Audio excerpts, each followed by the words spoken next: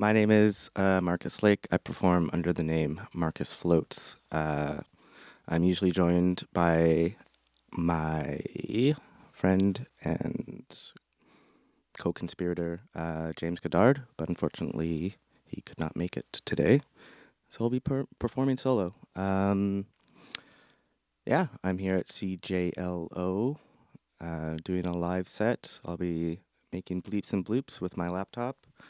I'll be using text from Fred Moten, as well as Reverend Angel Kyoto Williams in this piece. And yeah, Free Palestine. Let's get to it.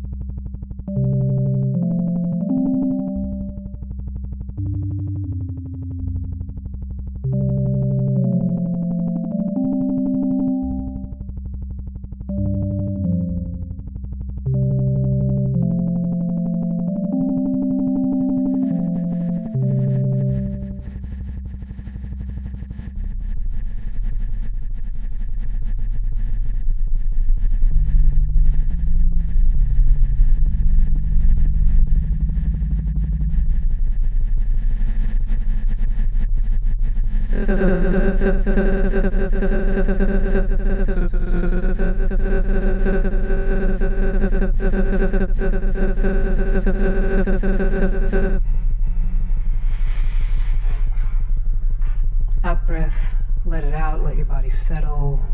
Chest, chin, belly, don't hold your belly, let it go. Buttocks. Breath, draw your shoulders up into your ears, nice and high to match the degree of contraction in your shoulders. And out breath, let them go. Pivot the elbows inward so that your hands are resting, not in front of you, not going back forward or back.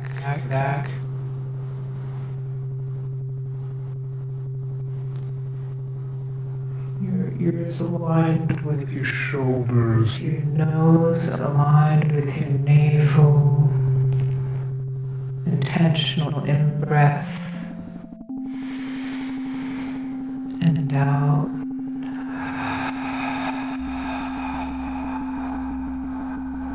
Intentional in-breath and out.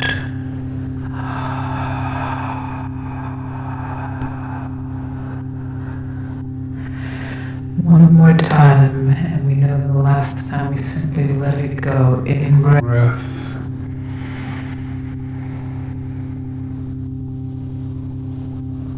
And out.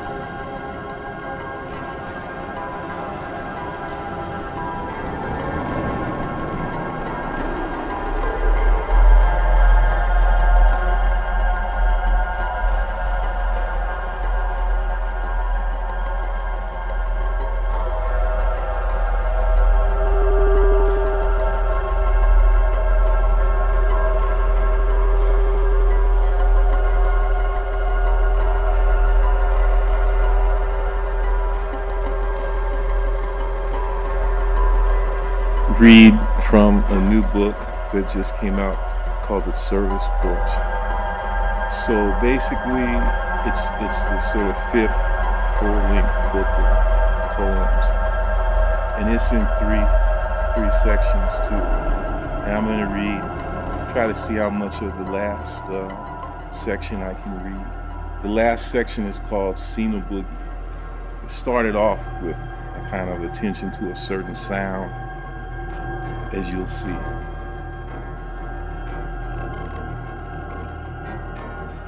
Deep tree. Deep as Alvaro, as Get Some Land, as area Chicago, as Velvet, as advanced as Little Walter, as studying Khalifa's. Curved as service, as our excessive obedience in Barbados, proved on me as Ma, is how damn deep we are. We who, well, we is who we are, and deep is the strife that comes as the open aging of our beautiful tree in the violin garden hiding in front of hello, it's me, as we wonder what the bottom of the new house sound like. Because we wait on us on flow and bend, and through the starry incident of who we wait on, and how we go, and where we go, and how we get to where we wait on is here goes some beautiful time machine, beautiful tree. If I curve with you where we gon' go as pretty as our song flew, as the way all our questions burn through customs like a progress dug through that skate my mama painted on my skirt as a new stockade of flowers. It's a Negro presentation sewn up in the underside of that Keaton ruse. And our repetition is also Esmeralda, as our strandedness glide from love to tap to murmur as we are Esmeralda. Broad and held as the barbecue dead out here, are we who are as blurred, as laughably in blue, untypically, completely, and beautifully, and ardently harbor and hold as our earthly flaws as the window of sin says all. Stonehenge, as in the soul, song for me is to say, and you can bet your last money, it's all going to be a stone grave. The gravity and lightness of her step as she walks up the hill with that stick. After the smile we share, the checker, the boxer, the wiping away, further application of scent out the back section to respond. Blue scatter, some old Musakin cave between rivers. Blue short wave, soul's train on western, right below Adams. A line cut by hate, gestures, carved, the way we rock, the way we the last one,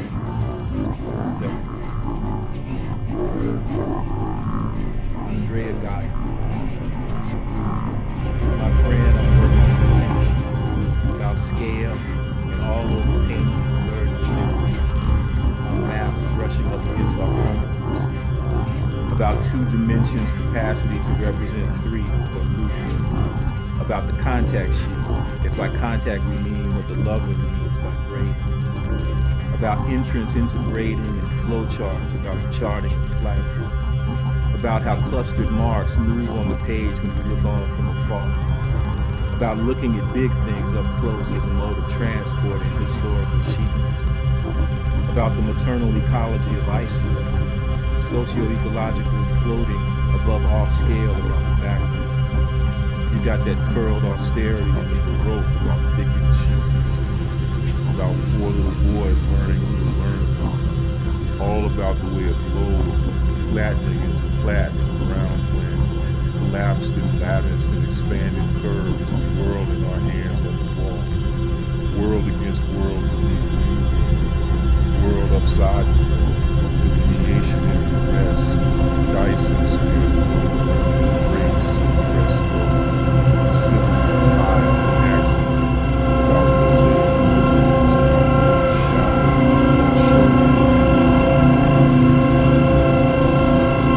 my friend, I have discovered in the antagonism between my work and Dead Letter that the project returns as an amazing field and air of correspondence, a transgenerational notion of breathing, a review of breath, a general bouquet in the grace of your asking and friendship since the day we met, our braiding and breathing, a correspondence that we are now and have been working together in the air of our comrades, that we literally breathe them as a kind of braiding, an insistence of revolt as garment, a tapestry for the touched wall of a spaceship we noticed on the way to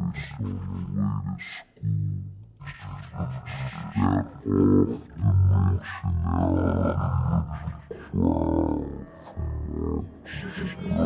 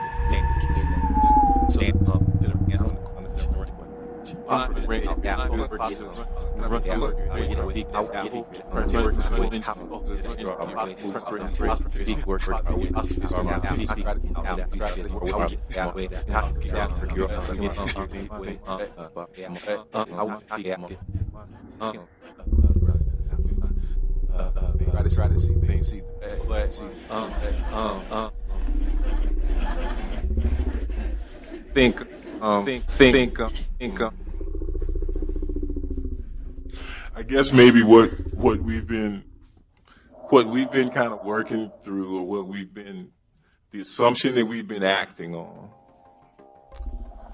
is that,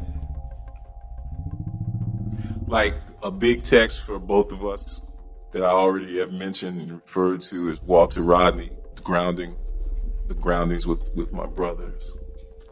And I guess I feel like there's this thing where you kind of figure, okay, let's get together to see how we can figure it out. Let's get together to see how we can work it out. Let's get together to see how we can get out of this.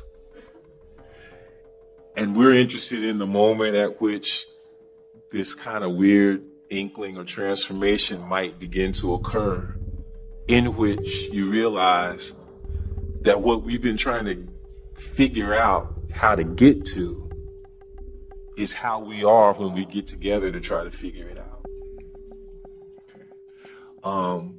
That's how come, we try to say it's really important for us. It's more important for us to pay attention to what we do, to how we do, than it is to pay attention to what they do and how they do. It's not to say that we ought not formulate as sharp and clear an analysis of how the state and capital operate as we can. But it is to say that a couple of things. One, they're not nearly as interesting as we are. So not only is it more important, and the reason that they're not as interesting as we are is because they're not as complicated as we are. And we need to know something about who and what we are. We need to be able to imagine what exists in a way that is sort of more intense, I think, than the need to imagine what doesn't exist. So that's what, I think what I'm trying to say is I'm not at all trying to, there's a way in which you could kind of say, well, and I'm not saying you were asking this at all. I don't know. But, well, you think we can just figure it out without having to go do something? And I'm saying, no, that's not what I'm saying at all. I'm saying when we get together to figure it out, or now let's get together something. Now the question is, how do we extend that? How do we defend it? How do we protect it? Right? And how do you not value it, but how do we understand what that is? Okay. Because my sense of it is that, whatever, capital and the state are most violent in these modalities in which acquisition and extermination are both basically amount to the same thing. That these institutions are most violent against us when we're trying to figure it out. They just don't seem to like it very much when we just get together. Which means, and people don't like it. They love it. They want to eat it. They want to steal it and keep it and lock it up and sell it and cut it up into pieces and replicate. So, like I said, they can't live with it. They can't live without it. Okay. We can live with it. We can't live without it. So, I don't know if that answered it. I'm just dancing around the question, I suppose.